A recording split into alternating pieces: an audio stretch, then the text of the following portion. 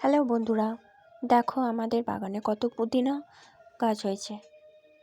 এই গাছগুলিও বহুত উপকারী। পুদিনা পাতা আমাদের ত্বকে অনেক কাজ করে।